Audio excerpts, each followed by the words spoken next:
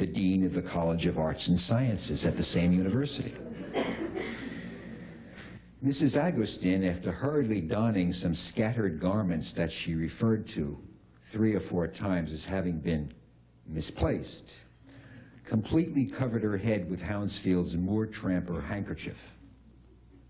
She insisted, even in the face of the numerous items of identification that the police found in her bag, that she was Mrs. Rufus Packard, a visiting nutritionist.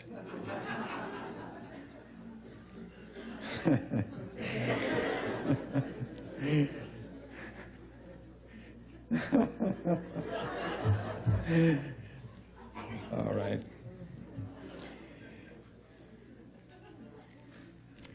She also repeated 3 sentences over and over again. My Spanish, sirs, is passing good, see? I surely must have fainted, kind officers. And I've never laid eyes on him before.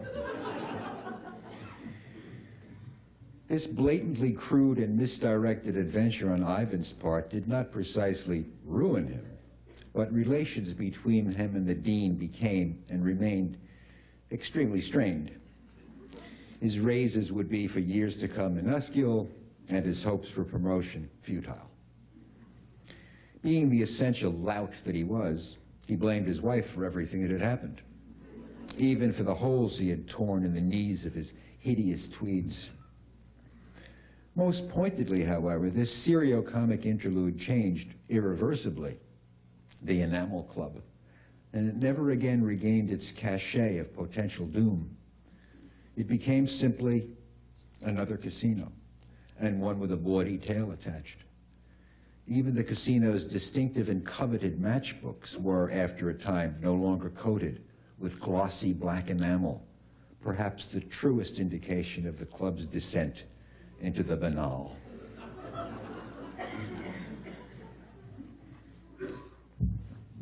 Note, there was a period during which Dr. Sidel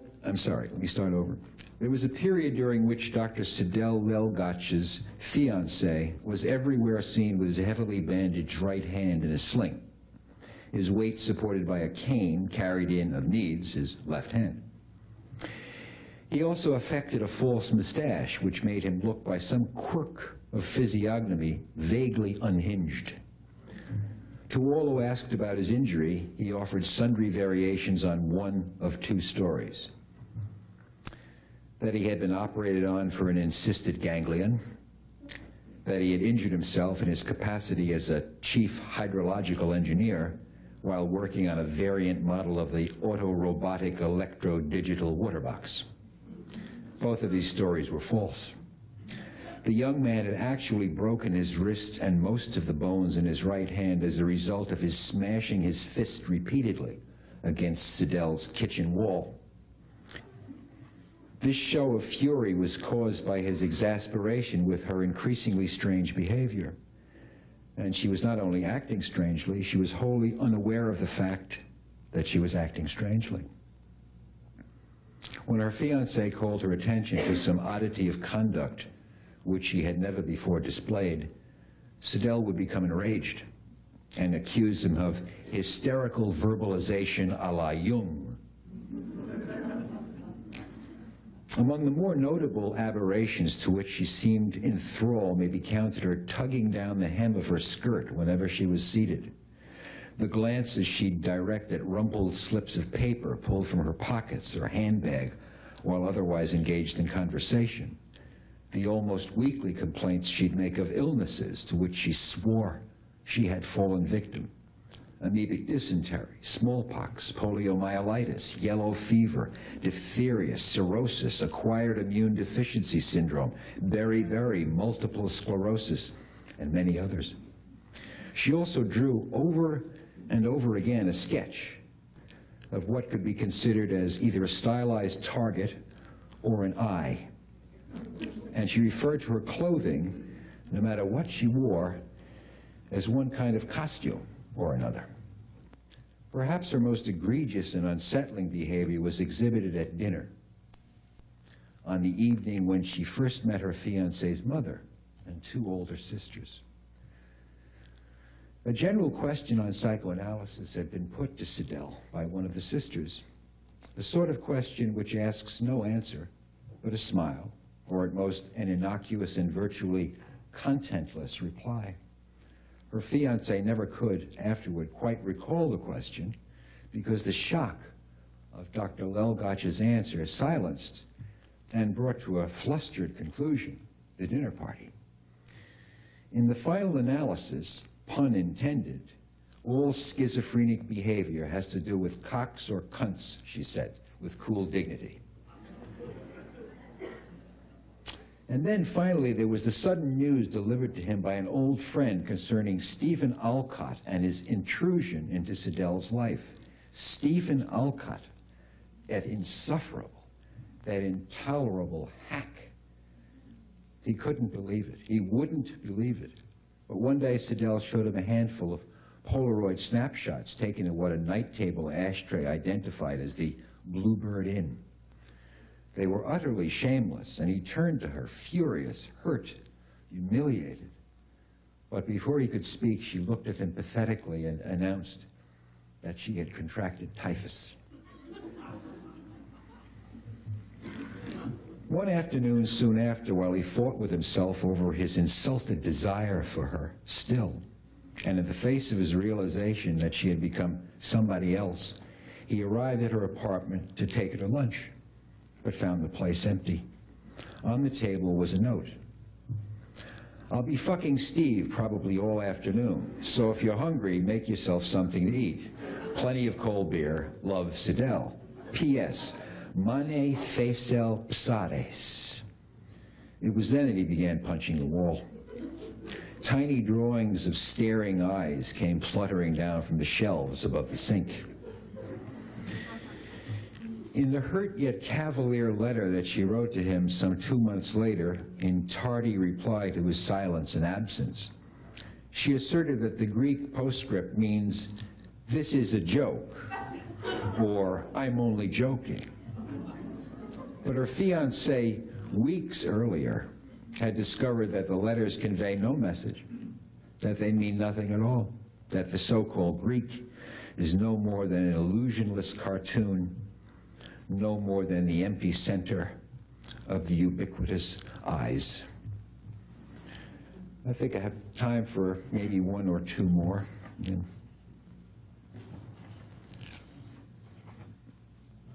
Let's see.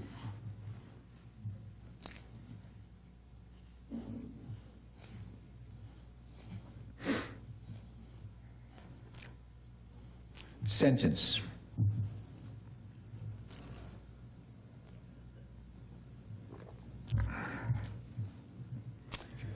When Yolanda Filippo boarded the train, the thought, which she was certain would come to her, did indeed come to her.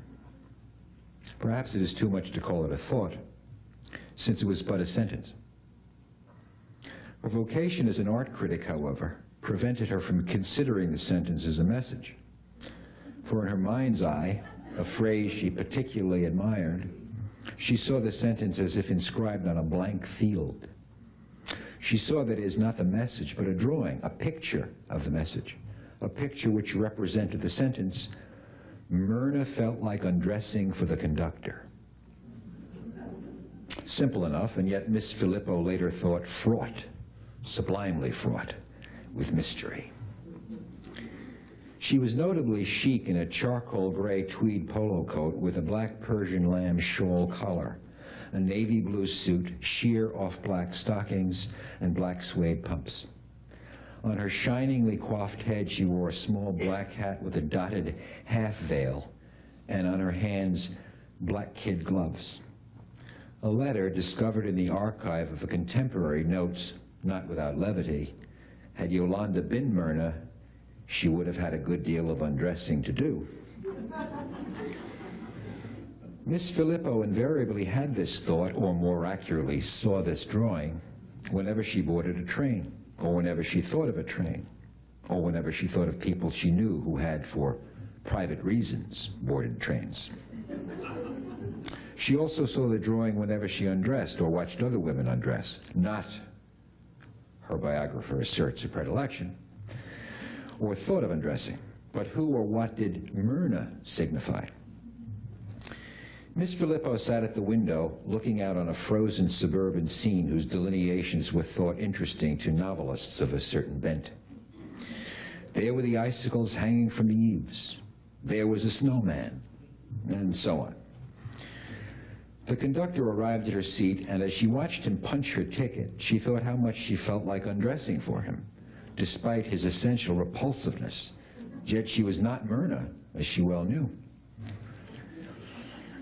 Many years earlier, when Miss Filippo had been a graduate student, a professor with sexual designs on her took her to dinner at a newly fashionable restaurant in a newly fashionable neighborhood.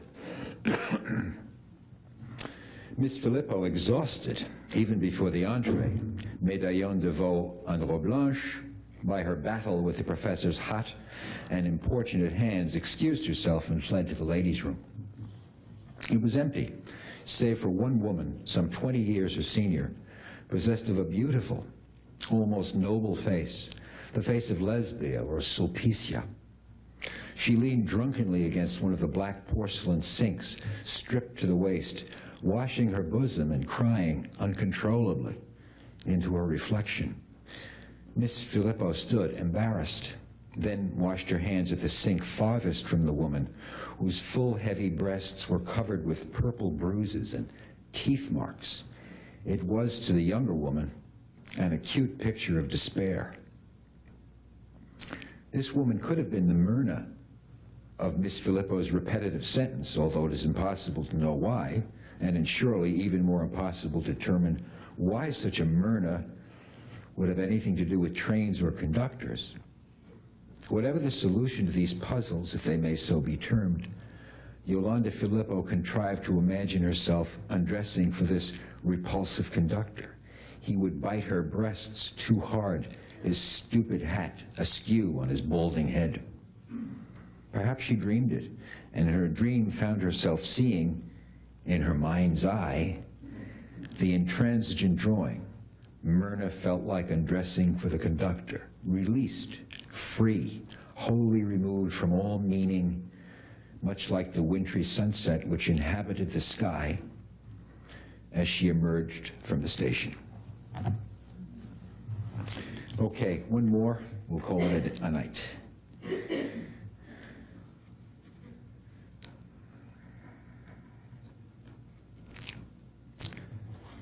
Sculptor. It is difficult to believe that this ruin of a man, sprawled in a chair, his back against the filthy wall of a derelict saloon, is the great sculptor, Archibald Fuchser. His legs are leaden, his left arm hangs lifeless, his right arm rests on the scarred, sticky table, its hand clutching a glass of white port. His eyes reflecting near paralysis, are dry and blank. That the brain which conceived of the dangerous but mysteriously serene White Figures series should shatter itself with alcohol is one of the enigmas of the artistic personality, the illumination of which permits us to understand nothing. The summer at the lake had been wonderful so far, and Archie hardly missed his father, although he knew that his mother's and his aunt's silences and glances at each other meant something. Things were awry, the word he had read and understood, more or less. But there was swimming, rowing, walks, picnics, visits to town, and the lavish displays of things in Woolworth's. He put his hand into the water and the minnows disappeared in thin streaks of silver. Then he splashed his face. Some leaves fell, those landing on the water, scudding away in the delicious breeze.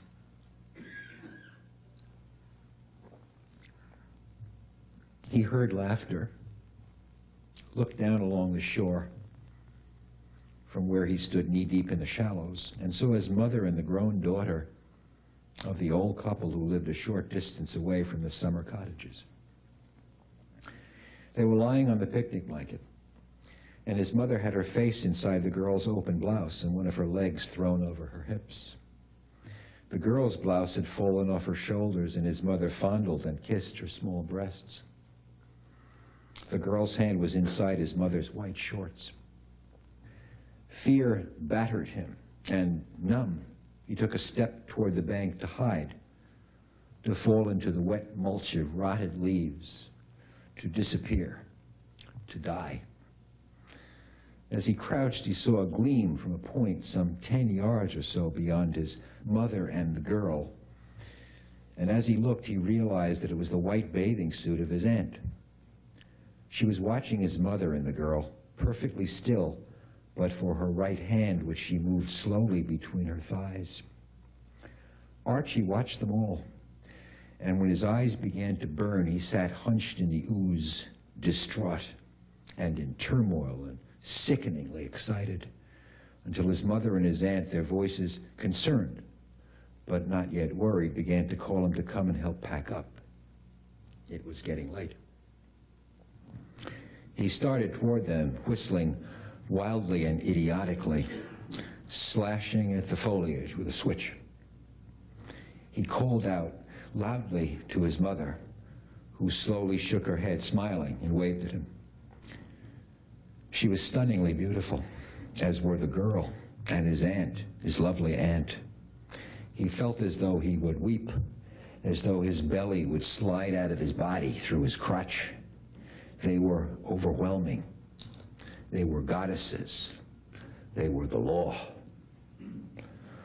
Fuchser's disintegrated talents had little to do with these events of his 11th year, or it may be that they were intimately connected to them. Alcohol, in any event, wrecked his brain. It is probable that months passed together when he completely forgot that summer. His mother has been dead for 20 years, his aunt for 6, and the girl long ago disappeared into her life. He leans against the wall, bereft of the power of speech, looking, as Jules Renard wrote of Verlaine, like a drunken god, his head in the process of demolition. He stares ahead, his eyes burning. Okay, thank you very much. You've dedicated your writing career to the cultivation of works which, as you've said, have nothing inside them, have characters who don't have insides, whose words are on the page, and yet you've simultaneously said that these books are not designed only for literary intellectuals, in fact, far from it, that the books are not meant to be obscure, and that you see the books as being, in certain ways, about what you call the actual. Could you talk a bit about that? Let's see. I think,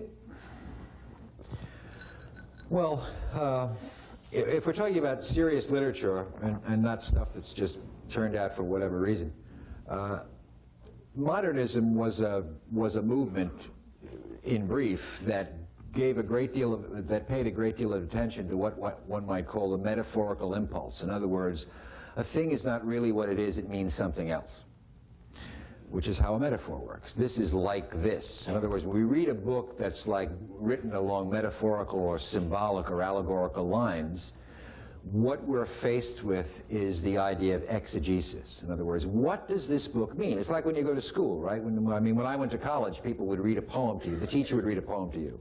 Or you had to read a poem, prepare yourself for the class.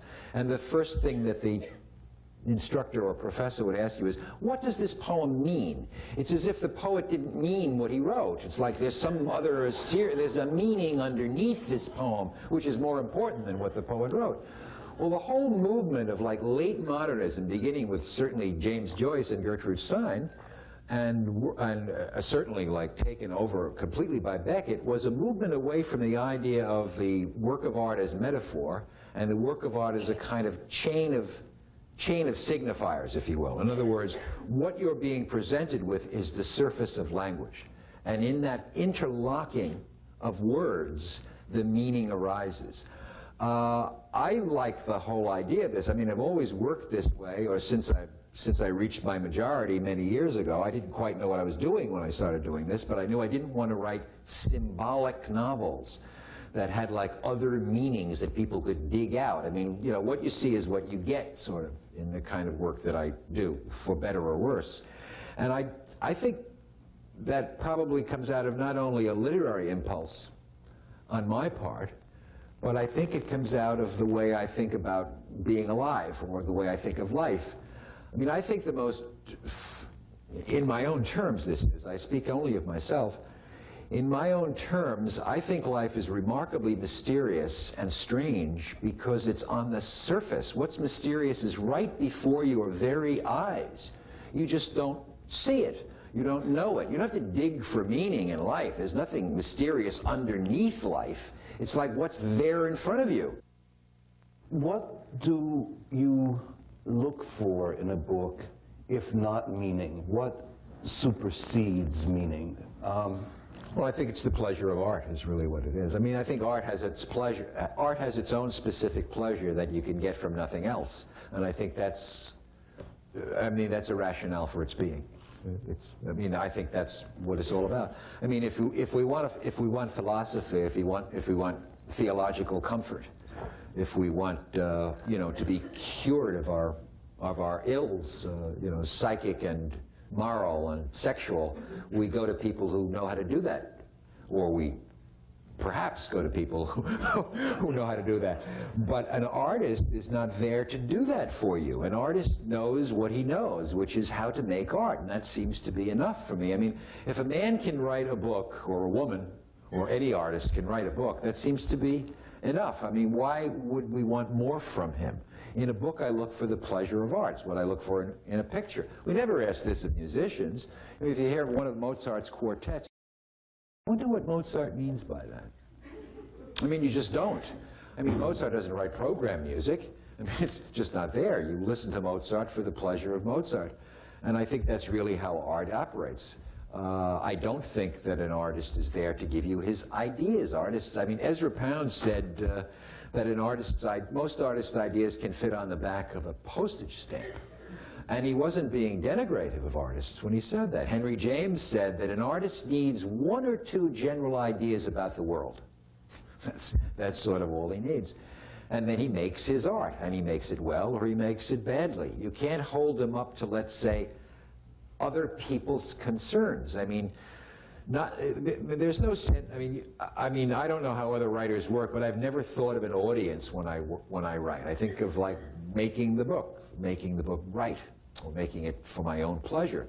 This is not in any way to like impugn the taste of an audience, but if you begin to think about what your unknown audience likes, you don't know who the people are who read your book. When you're a writer, you write a book, goes out into the world, it's an orphan.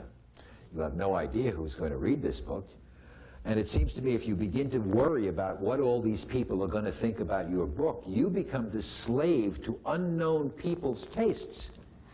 This is no business to be in, it seems to me. Unless you're in, like, the movie business, which is another kettle of fish, because that's how the movie business operates. They cater to unknown people's tastes. But a writer doesn't have to worry about, like, $25 and $40 million budgets, you know.